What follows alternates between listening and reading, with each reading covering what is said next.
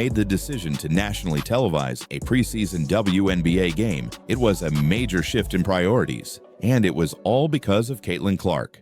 Guys, I'm here to tell you, this is the first time an exhibition game has been picked up ever in WNBA history. And we already know why they're picking up this game.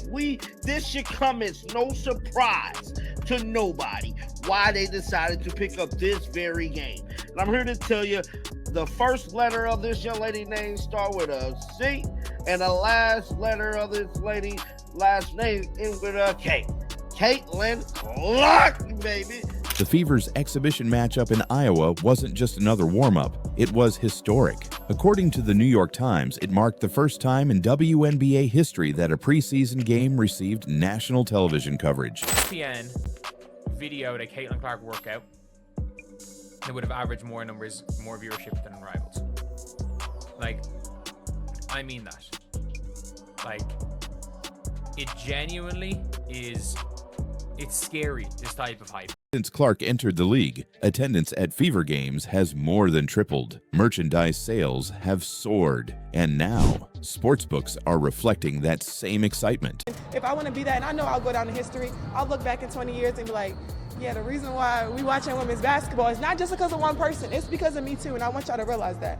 Like, it's not just because of one person. This isn't just hype. This is the pressure, politics, and power plays of the WNBA exposed. Caitlin Clark's impact on the WNBA is undeniable. As she enters her second season with the Indiana Fever, the buzz surrounding her continues to grow. Bettors are increasingly backing the Fever to win the WNBA Finals, a testament to Clark's influence on the team's prospects. According to ESPN, the Fever have seen a significant surge in betting interest, reflecting the high expectations placed on Clark and her teammates. Clark's presence has also led to unprecedented media coverage. ESPN is set to broadcast the Fever's preseason game against Brazil's national team, marking the first time a WNBA preseason game will be nationally televised. This decision underscores the Caitlin Clark effect and her ability to draw national attention to the league. Since Clark entered the league, attendance at Fever games has more than tripled. Merchandise sales have soared.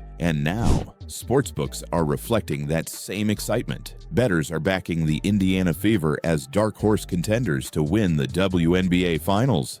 Think about that. A team that struggled to stay relevant just a year ago is now being taken seriously by Vegas odds makers, only because Caitlin Clark is wearing their jersey. While ESPN is happily capitalizing on the Caitlin Clark effect, players around the league are asking tough questions. Why are their games still stuck in bad time slots? Why are some teams not getting similar coverage, despite winning more games or having longer legacies? This has created a strange paradox. Clark is single-handedly raising the league's profile, yet that same spotlight is dividing the WNBA's core. It's no longer just about basketball, it's about who gets the attention and why. But behind the spotlight, something darker is growing.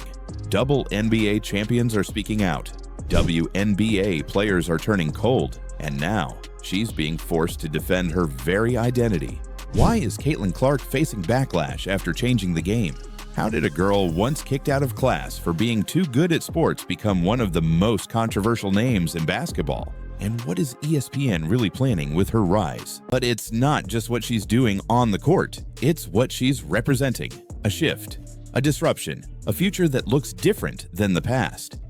Players from past generations built the league through struggle, resilience, and unity. They didn't have primetime games or billion-dollar networks backing them. They carved out space where there was none. So for them, watching a rookie rise so fast, with the full backing of ESPN and corporate America, feels like a slap in the face. It feels like the rules suddenly changed, and no one told them. Therefore, the backlash isn't just about Caitlin Clark, it's about what she symbolizes.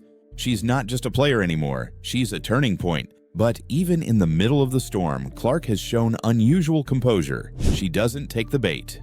When race is brought into the conversation, she doesn't dodge it. She faces it. In a candid conversation with David Letterman, she acknowledged her privilege as a white athlete and expressed gratitude for the black women who laid the foundation for the WNBA. Clark emphasized the importance of recognizing and honoring those contributions. As the Fever prepare for the upcoming season, all eyes will be on Clark to see how she continues to shape the league's narrative. When she appeared on My Next Guest Needs No Introduction with David Letterman, she addressed the racial dynamics in the WNBA head-on. She said, "Black women built this league. They deserve all the credit." Clark made it clear she doesn't take her platform for granted and wants to use her voice responsibly. Into the WNBA, like I've said, I feel like I've earned every single thing that's happened to me over the course of my career. But also, I grew up a fan of this league from a very young age. Like, my favorite player was Maya Moore. Like, I know what this league was about.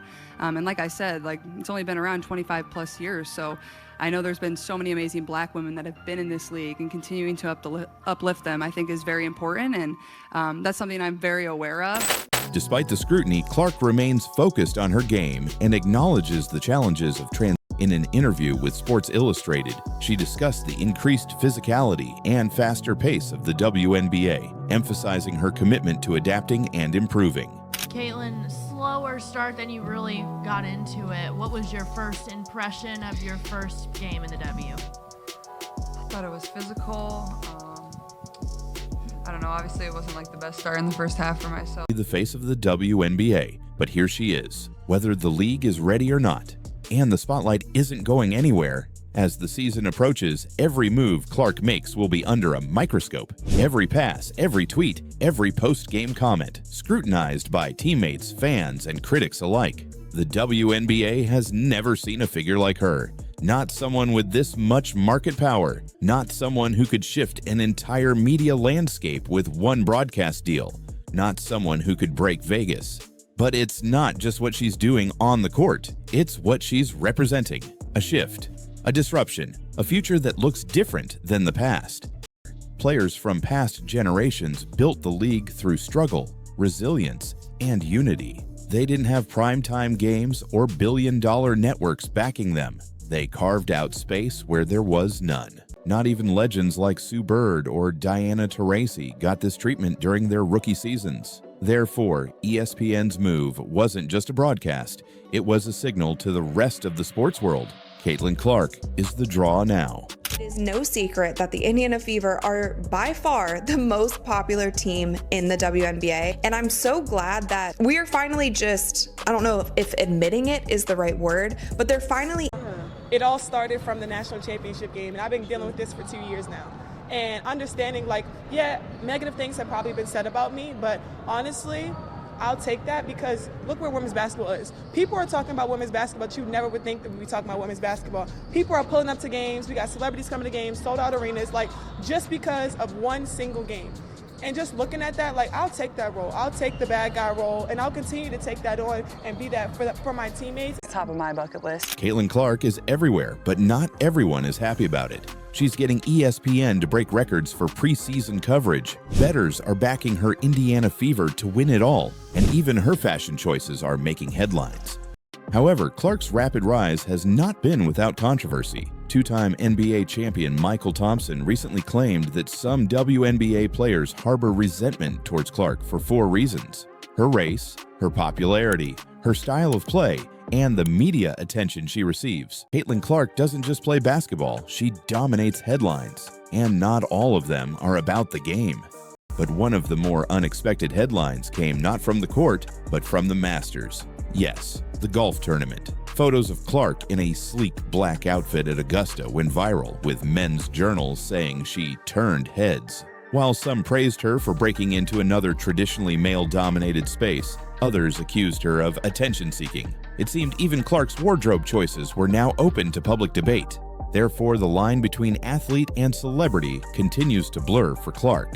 But here's the twist. The more successful Caitlin Clark becomes, the more the league will have to answer for the choices it's made, about who gets promoted, about who gets paid, about who gets protected, and who gets left behind. And with the Fever now favored by bettors to make a deep playoff run, with ESPN giving her the platform, and with the league's future literally riding on her shoulders, the question is no longer can she handle the pressure. I mean, it's common sense, right?